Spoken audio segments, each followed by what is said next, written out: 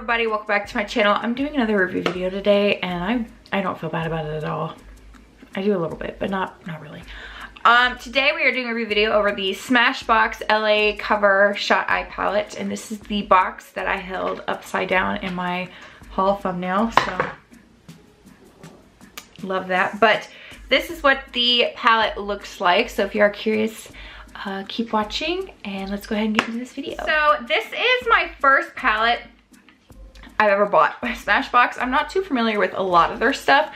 I haven't tried that much from Smashbox, but this is the LA Cover Shot Eye Palette. It says, play with LA from sunrise to sunset with this versatile eyeshadow palette. Each shade from bikini brights to low-key neutrals to chic you out shimmers is a love letter to Smashbox's hometown.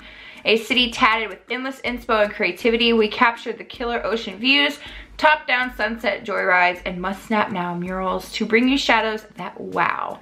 So they are 16 highly pigmented, obsession-worthy colors, 9 mattes and 7 shimmers with a vivid payoff. They're luxe blendable textures with a silky, feel-good finish, and includes a full-size, always-on gel liner in the shade Fishnet. So this is the box, and I showed this in my latest makeup haul, and I'm finally filming my review for you guys. So let me put the box right here. This is the packaging. It has like this reflect packaging, you know, like it has like a reflect to it. I don't know if you guys can like pick it up, but the packaging feels really weird. There's a mirror in here and there is an eyeliner. I will probably not use the eyeliner today just because I am filming another video after this and I'll have to take it off, and getting eyeliner out of the waterline is super hard. So I'll probably just do this in a later video since we're just doing an eyeshadow palette review. So just stick around for that, and I always link everything down in the description box, so I mean it'll be there when I do get around to using it. But this is what the palette looks like right here. The names are on the back, which is okay. I do like that the names are actually on the palette, so I do like that, but I wish that they would have been like with the shade themselves, because these can get kind of confusing, you know? So now I'm gonna swatch all of the shades for you guys. I like how they're separated in like little quads. You see that? It's so cute. All right, so these are all these swatches. For the most part, they are pretty consistent. I did have to swatch the dark brown and this purpley shimmer color twice. This shade was also swatched twice, the lighter brownish grayish shade. But overall the swatches are really pretty. They're very consistent. They were very smooth. The formula was a bit more on the drier side, but not in a bad way, if that makes sense. So I'm first going to start with the shade Almond, which I believe is this one right here, and I'm going to use that as my transition color. I think I might go for something a little bit more neutral today. I'm not sure though. So there's a little bit of kick up, but nothing to be alarmed about. A little bit of kick up is, to me, a good thing in a shadow. That means they're a little bit easier to work with. I find they're a little bit easier to blend when there's a little bit more kick up, but I do know that some people just don't like that. I just kind of blow it away and it takes care of that. This is a really pretty color. I mean, it's just I'm just one shade in, but the pigmentation is even. It's going on smooth. I did prime my eyes beforehand. I always prime my eyes, but it's going on really smooth and I like it. No patchiness. So we're off to a very good start.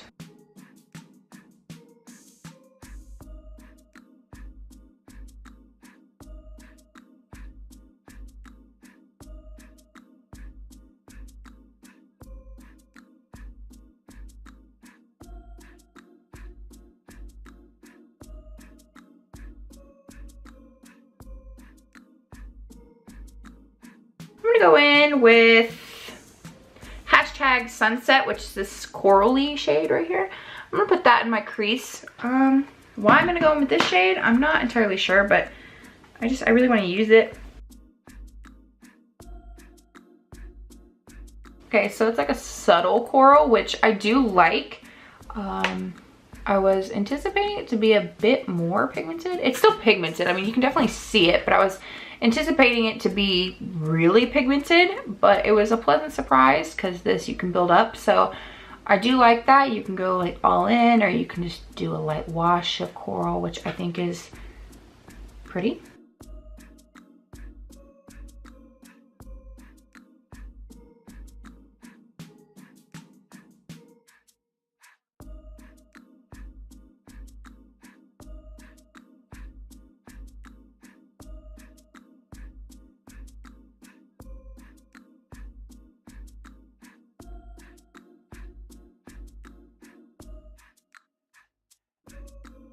They're blending together beautifully. I like that. There's Valet, which is this one right here. I'm gonna put that in my crease as well.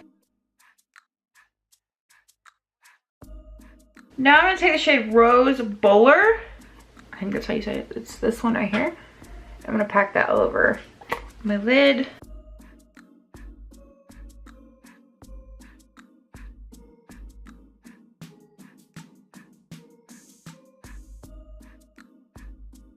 My camera died, so I didn't get the whole process me blending it on, but I feel like it overpowered that coral. So it probably wasn't the smartest decision I've ever had to put it on top, but you know, it worked. All right, now I'm gonna take the shade West Sider, which is this blue, and I'm gonna blend it on the outer corner of my eye.